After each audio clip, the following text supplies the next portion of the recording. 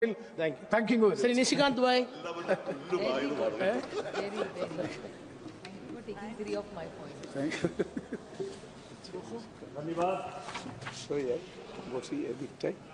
धन्यवाद सभापति महोदय। सर, ये बिल देखने में छोटा लगता है। हमारे यहाँ एक कहावत है कि सत सइये के दोहरे, जो नावक के तीर देखन में छोटन लगे, घाव करे गंभीर। इसका क्या इम्पैक्ट है? अभी हमारे पहले जो स्पीकर बोल रहे थे,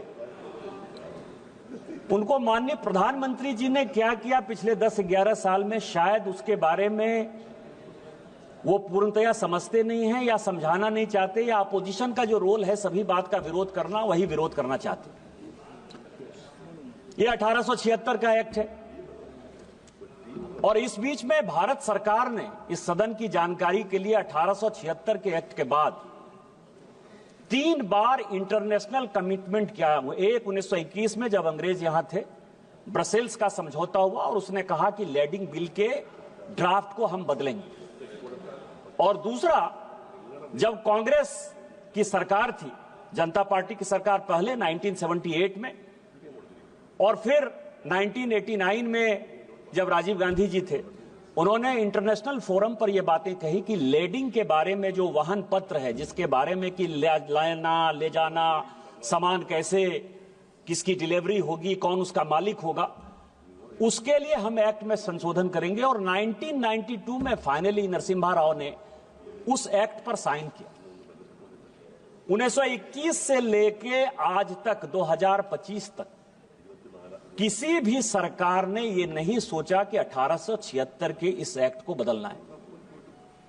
अभी रिपीलमेंट की बात हो रही थी सभापति महोदय, इस सदन की जानकारी के लिए, मैं उसमें पढ़ना नहीं चाहता था, लेकिन प्रेमचंद्रन जी आपके जानकारी के लिए, क्योंकि आपने कहा कि सरकार वाहवाही लेती है कि 1500 बिल उसने पास कर दिए, मतलब रिपील कर दिए, खत्म कर दिए अंग्रेजों के समय के।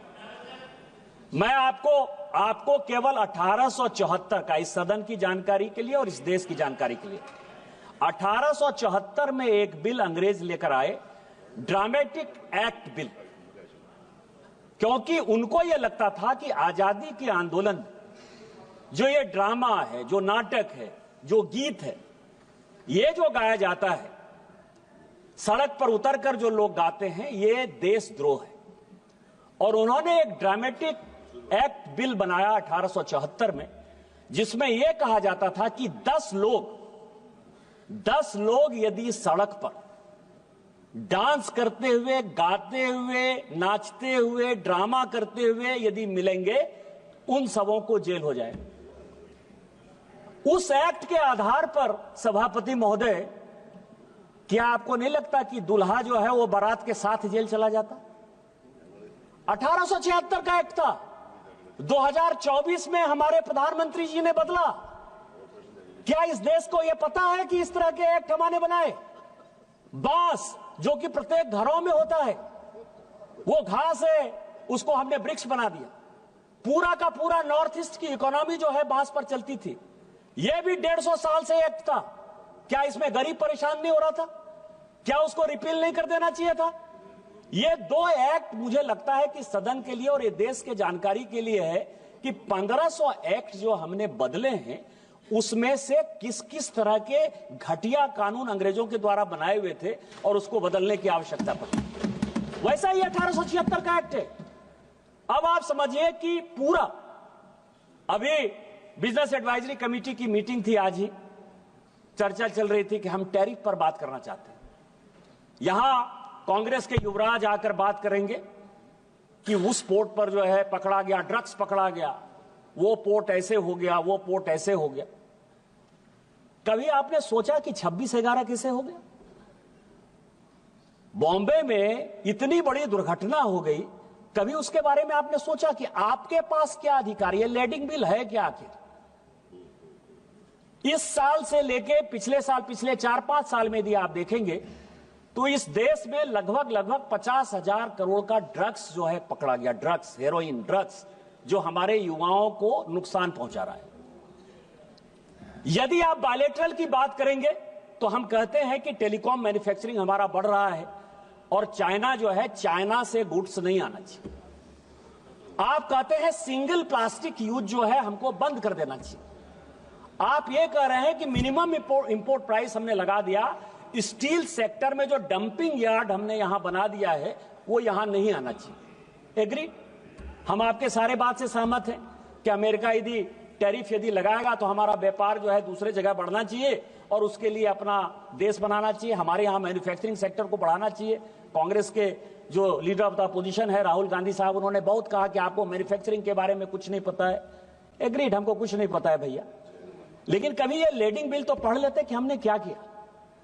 आज आप समझिए कि आप किसी कंट्री के साथ, जैसे पाकिस्तान के साथ हम अपना व्यापार नहीं करना चाहते, पाकिस्तान को हम दुश्मन देश मानते हैं और पाकिस्तान के साथ हमने व्यापार रोक दिया। चाइना के साथ हम अपना बिजनेस नहीं बढ़ाना चाहते, हमारे सिक्योरिटी का सवाल है, हमारे मैन्युफैक्चरिंग का सवाल है। टेक्सटाइल में हम पूरी दुनिया में आज जिस तरह से बांग्लादेश के हालात हैं और पूरे चाइना के हालात हैं, हम टेक्सटाइल के साथ बढ़ना चाहते हैं। लेकिन यदि बढ़ना चाहते हैं आप, तो यदि शिपिंग संघाई पोर्ट से हुआ और संघाई पोर्ट सिंगापुर चला गया, यदि किसी आदमी ने चाइना से टेक्सटाइल को हमारे यहां के लिए भेजा और उसने कहा कि ये सिंगापुर जाएगा और सिंगापुर से नाम बदलकर वो फिर यदि हिंदुस्तान आ जाएगा, तो हम तो कहेंगे कि इसका जो डेस्टिनेशन पोर्ट है, डेस्टिनेशन पोर्ट है, वो तो सिंगापुर है। उसी तरह से ऑयल के बारे में मान लीजिए कि कई एक देशों के साथ हमने, अभी सीरिया को हमने बैन किया हुआ है, लीबिया को हमने बैन किया हुआ है। हमारे यहां फर्टिलाइजर की बहुत कमी है। फर्टिलाइजर का जो जिससे बनता है फर्टिलाइजर, चाहे नाइट्रेट हो चाहे फॉस्फेट हो, ये यदि आता है तो उसमें कई एक जगह बैन है। तो जो पोर्ट है, कहां से ये कंसाइनी को दिया गया, कहां शिप पर ये लोड हुआ, कितना केजी लोड हुआ, कहां से ये शिप कहां गया, उस शिप से फिर वो भारत में किस तरह से आया, या भारत में जो लोड हुआ। जैसे मैं आपको बताऊं कि ब्लैक मनी की बहुत बात होती है इस देश में।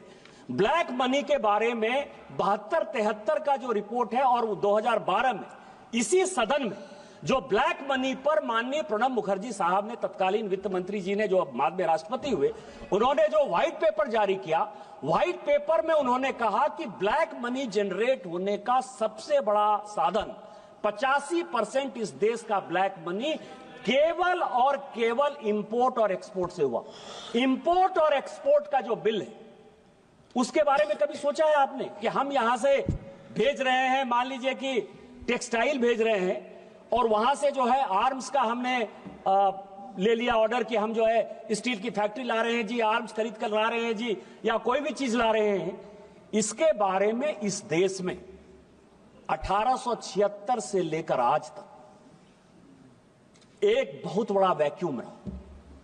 जिस इलेक्ट्रॉनिक्स की बात करते हैं कि ई बिलिंग होनी चाहिए, इलेक्ट्रॉनिक बिलिंग होनी चाहिए, प्रेमचंद्रन साहब आपकी जानकारी के लिए पूरी दुनिया में 45 मिलियन बिलिंग होती है, लैडिंग होती है।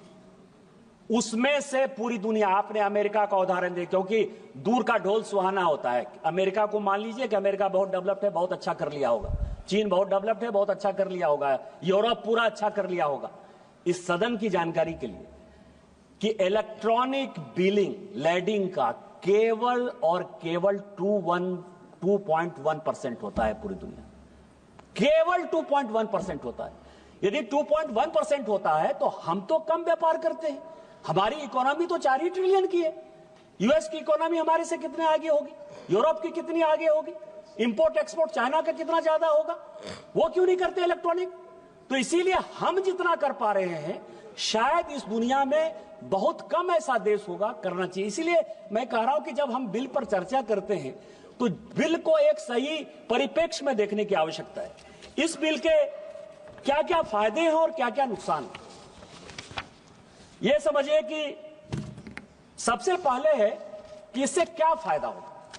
पार्टी डिटेल्स मिलेगा कि किसका प्रोडक्शन है, किस कंपनी ने यह प्रोडक्शन किया है। यदि स्टील आ रहा है, मान लीजिए स्टील सेक्टर को ही लेंगे, तो चाइना की किस कंपनी ने इसको प्रोड्यूस किया है, अमेरिका की किस कंपनी ने इसको प्रोड्यूस किया है, उसके बाद आएगा कि उसको इंपोर्ट का लाइसेंस किसको दिया गया, यह दूसरा सवाल है। इंपोर्ट के लाइसेंस के बाद जब वो पोर्ट पहुंचेगा तो पोर्ट में जो है उसको यह बताना पड़ेगा शिप ऑनर को, कि शिप ऑनर को यह बताना पड़ेगा कि इस इंपोर्ट के लाइसेंस के लिए यह ऑथराइज था, उसने इस शिप पर चढ़ाया।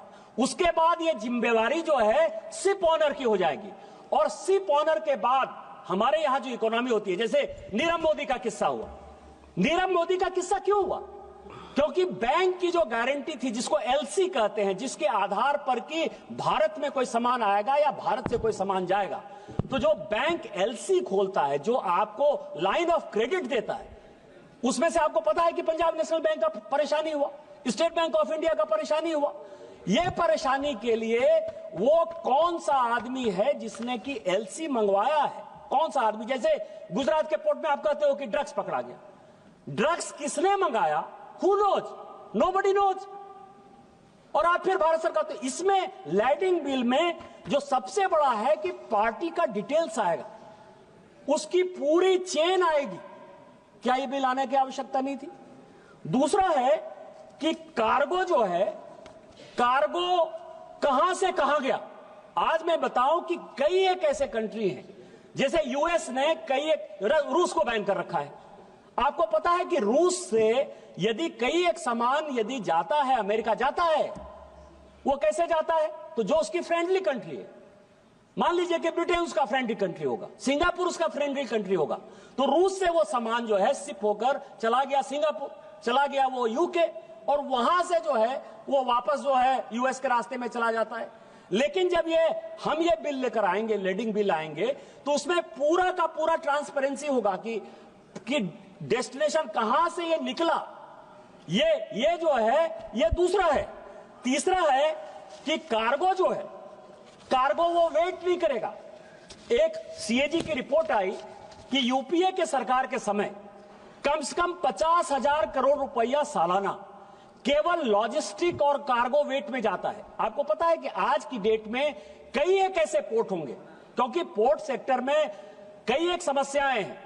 जैसे कई एक लोगों ने कहा कि राज्यों का सवाल है, राज्यों का इन्फ्रिजमेंट है, राज्यों के पास पोर्ट है। मुझे कभी कभी हंसी आती है और कभी कभी परेशानी होती है कि पता नहीं इस देश में क्या होगा। यहां दो चीजें, मेजर पोर्ट है और माइनर पोर्ट। मेजर पोर्ट कौन है? जो भारत सरकार जिस पोर्ट को बनाती है। मैं आपको बताऊं, जैसे यहां दादा स्वागत बाबू बैठे हुए हैं, कलकत्ता का जो पोर्ट है वो मेजर पोर्ट है, और जो हल्दिया का पोर्ट है वो माइनर पोर्ट। मेजर पोर्ट इसीलिए कि वो भारत सरकार ने बनाया, और हल्दिया का पोर्ट यह है कि राज्य सरकार के सहयोग से बना। मेजर और माइनर पोर्ट का यह फर्क है। माइनर पोर्ट मेजर पोर्ट से ज्यादा बिजनेस कर रहा है, व्यापार कर रहा है। कई एक माइनर पोर्ट ऐसे हैं जिनको कि मेजर पोर्ट से उनका कोई कंपटीशन नहीं है, वो माइनर पोर्ट ही बड़ा है। लेकिन डिफिनेशन क्या है? जो केंद्र बनाएगी वो मेजर पोर्ट है, जो राज्य बनाएगी वो माइनर पोर्ट है, और उसका जो लेजिस्लेशन है वो भारत सरकार एक का तय करेगी, एक का राज्य सरकार तय करेगी। जैसे अरविंद सावंत जी मेरी टाइम बोर्ड की बात कर रहे थे।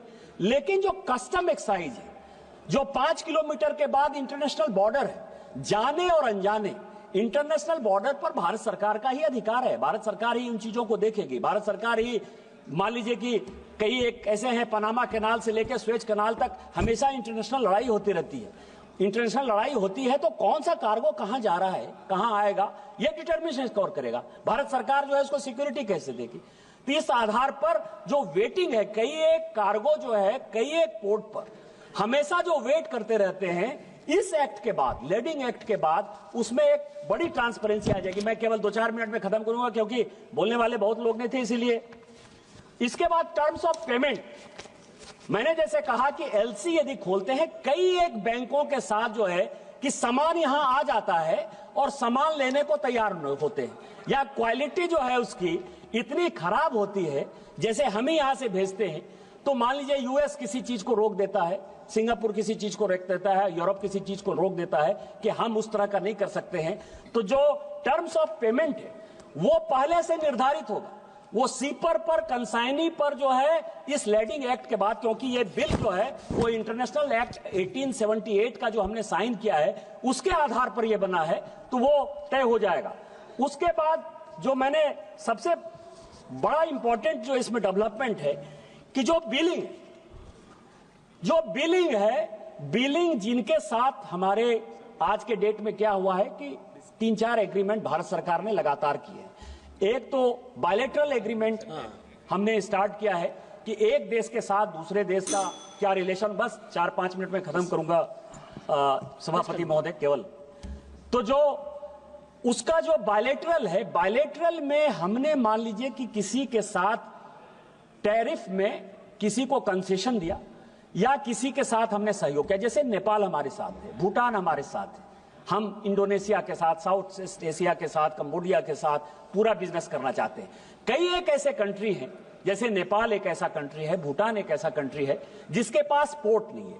तो इनलैंड वाटरवेज के साथ जब उनके हम सामान को ले जाएंगे तो वो बिलिंग जो है वो महत्वपूर्ण होगा कि ये मेड इन नेपाल है, मेड इन भूटान है। और इस तरह से कई एक कंट्री में जो उनकी व्यवस्थाएं हैं, लोग उसको, जैसे बांग्लादेश के साथ टेक्सटाइल सेक्टर में आपको पता है कि 10% कंसेशन है, इसीलिए हम उसके साथ मुकाबला नहीं कर सकते।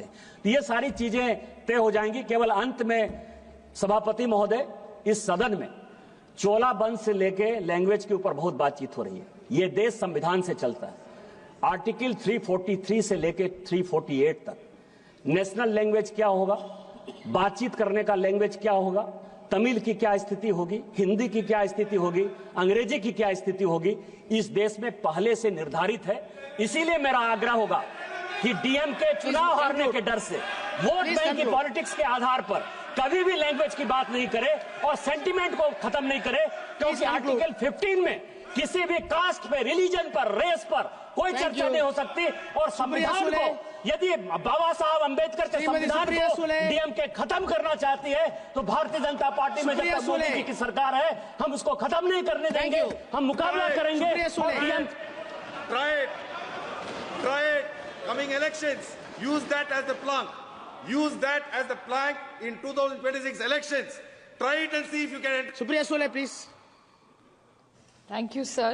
I stand here in support of this bill.